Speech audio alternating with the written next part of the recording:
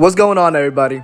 Hope you guys are having a great day. This week's chapter of One Piece was really good, to say the least. Lots of good character moments. I've really been holding off on doing chapter reviews on here until I get more consistent, but there's a lot of things to take back when talking about this chapter. So at the very least, I want to talk about everything that happened from my point of view. But before we do me a favor and subscribe to the channel for me. I'll be dropping more videos similar to this, but I'll also be putting out more videos more off-centered as opposed to this. What do I mean by that? Subscribe to the channel and find out. Now, like I said, there's a lot to unwind from this chapter, like what was said and what was done. But I want to start things off by talking about the cover page. This was awesome, man. You see Senor Pink and Frankie at a bar having a drink, being emotional. Even the bartender too. Probably talking about Rashian. Me personally, I would have rather have seen this kind of scene at the end of the series. Simply because Frankie did say if we ever meet each other again, somewhere, someday. So that kind of implied to me that they'd link up, when it's all said and done. Nonetheless though, it was very uplifting to see those two, chat it up. Okay, so chapter 1021 starts off by picking back up where the Robin Black Maria fight was left off. Where Robin's attacking Black Maria with a half-giant clone version of herself, with a move called Sea Serpent. And when I seen her start to use that move, I'm like, that's kind of a double-edged sword. Because any limb that she grows and it takes damage, she takes damage from it as well. And sure enough, Black Maria cuts one of the giant arms, and Robin takes damage from it. Realizing that she can, Black Maria uses this advantage to seize the momentum of the battle. She starts showing her characteristics as a spider, as she starts enveloping the tip of her spider legs with poison. But she doesn't stop there. Black Maria then shoots out spiderwebs out her fingertips and traps Robin's giant clone. Rendering it useless, Black Maria pulls out a pair of brass knuckles and hints the notion that she has quite the history of combat, emphasizing that she's a martial artist at heart, and that since they're both women, she has no reason to hold back. So she starts to punch the giant Robin repeatedly, and the real Robin seems to take serious damage from it as a result. Robin smartly disassembles her giant clone as she realizes it's too big of a target. Black Maria then blocks Robin's next attack, and the face of the spider half of her body starts spitting fire all over the surrounding area. Robin is then entangled in Black Maria's web. Nothing seems to be favoring Robin to make some sort of comeback, and the situation is starting to get bleaker, and Black Maria is starting to talk heavier. Then you have Brook, class act personified, firing up the notion that this fight isn't over. Telling Black Maria, look, if I were you, I'd make myself scarce. I'd run. Robin isn't the one. Stop playing with her. But no, she decides to keep talking heavy, saying that she's helpless and the only thing that's of true value of her is her mind. And we all know that's the farthest from the truth. Like, she couldn't be any more wrong. Being able to live life with no regrets is something Robin knows more than anybody. Her being able to live life freely, that itself has more value than any kind of ability she's able to do. She knows she's not as simple as a tool. She's able to realize this because of her friends that'll protect her through hell or high water. That's why I didn't think much of Black Maria's threats, because I knew they were gonna fall on deaf ears.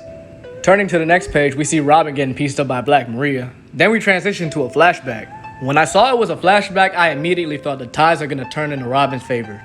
And when I saw it was a Koala and Sabo flashback, I just knew, yeah, that's over, Black Maria. It's GG's. Also, given the context of how both Robin and Black Maria had the sense of urgency that they wanted to finish this fight quickly, I knew that we were getting close to the end of this battle. The flashback starts off with Koala trying to teach Robin a move that'll help her get her out of a pinch, urging her that she needs to protect herself when her opponent's going for the kill. You see Sabo also offering Robin to teach her how to use Dragon Fist. The move Koala was teaching Robin was Fishman Karate. I got hyped when I saw this, I'm not gonna lie. Robin knowing Fishman Karate? Now that's different. What's crazy is we apparently already saw her use it when the Straw Hats were headed to Fishman Island.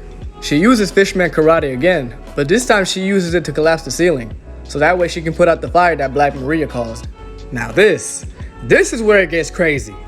Nico Robin, the one who was deemed a devil child at the age of 7, is seen coming out the rubble with some wings and some horns shadowed all the way through. I'm like, what is this? When you started moving like that, when you get cut like that?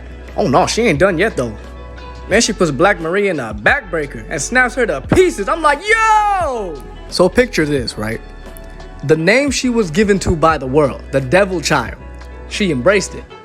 But not as a means to distance herself or to exploit to survive like she used to, but as a means to help those that she cares for the most, the ones who count on her. Ironic, right? Nah, I'd say poetic if anything. Black Maria's underlings step away from their fight with Brook to figure out what's going on after they heard a scream. They all start to hoard the entryway of their boss's fight, only to see a devil towering over their lifeless boss. Not being aware of the situation like the fools they are, Brook seizes the opportunity by taking him out in one strike. Man, let me just take a moment to talk about Brook and Robin real quick. I always wanted to see more dialect between these two, let alone a dynamic. Getting that, plus more in a fight versus a Toby Robo, is very fulfilling to say the least. To see how well they mesh together, whether it was either on the battlefield or through conversation, these two got some of the saddest backstories in the series. Brook's in particular hit me the hardest personally. Both figuratively and theoretically forsaken from the world, succumbed to loneliness, dismissed any form of hope and wished to die. Nah, it was awesome. It was nothing short of amazing seeing these two team up. Robin collapses as she points out that she might have overdid it a bit. She did take some hits from Black Maria's poisonous tips, so she might be dealing with some poisoning on top of fatigue. We'll see. You also see on the left Bao Hong broadcasting the fight, so we might get an announcement from her soon as well. We go back to Tokake Port, and we see Caribou bring the food Luffy desperately needed to refuel. I mean, I expected him to do at least that much. I didn't think he was going to stand around in the background and hold his situation.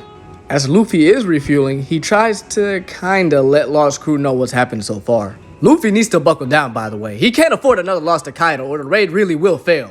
He needs to have the same sense of urgency to beat Kaido like he did when he defeated Crocodile. Job's not finished. Job finished? I don't think so. So now we get to the most controversial part of the chapter. Momo makes the request to Shinobu to turn him into an adult, disregarding her warning that he can't turn back to normal and he'll still have the heart and mind of a child. So a couple things in regards to that.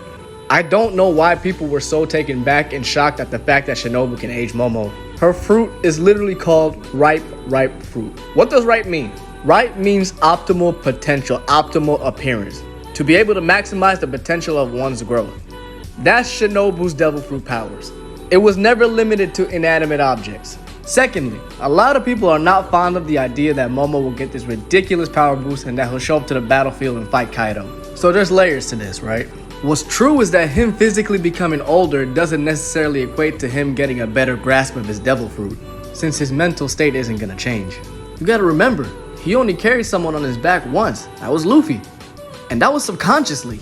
You also gotta factor in that yes, he might get stronger, but he only knows the very basics of Kenpo, and he was learning that on his own time when he got to Wano. Taking all that into account, what's needed to be considered as context is Momo and how much he's grown, particularly since the raid started. Think about who he was when we first met him at Punk Hazard. You know, besides the fact that he was showing all the traits of an 8-year-old, the two most underlying traits that's most notable now, at least for me, is that he was scared and he was too scared to believe in himself. Over time, he's slowly been conquering his fears and started having the conviction for his actions, with the help of Luffy along the way. Take rallying the troops at Udon into account. Telling Luffy and the others, don't worry about me, I'll be fine. Take down Kaido and save Wano when he got kidnapped. Him standing up to Kaido and telling him my name means second to none and that I'll be the Shogun of Wano. You look at him now and he's showing as much conviction as he's ever had. He's grown tremendously since he was introduced. I say all that to say I don't believe the gap between his mind and his body will that be far off once he turns into an adult. He's made quite the stride for an 8-year-old. His fortitude and conviction has emboldened to that of a true samurai. I believe he has what it takes to control his current dragon form, let alone his adult form. Besides, I think him turning into an adult will give him even more courage to help him get a quicker grasp on controlling it. He has to grow. If Momonosuke is gonna be the face of Wano, he has to grow. Physically, mentally, emotionally. I think Oda is more so trying to highlight the resolve Momo has to take back Wano. I mean, come on, it says so on the bottom left part of the panel. If your doubts are still clouding your judgment on whether or not Momo can do this, on whether or not he's capable, allow me to turn your attention to Jalen Hurts, quarterback of the Philadelphia Eagles. If we go back to late last year, he was thrown into the Wolves. He was asked to replace our cornerstone franchise quarterback, one of the greatest Eagles to ever play in his 4-year span. And he had to do so in a game where it was seemingly over. The score is 3-23 with 7:58 minutes left in the game. They put him in. And 4 plays later, he does this.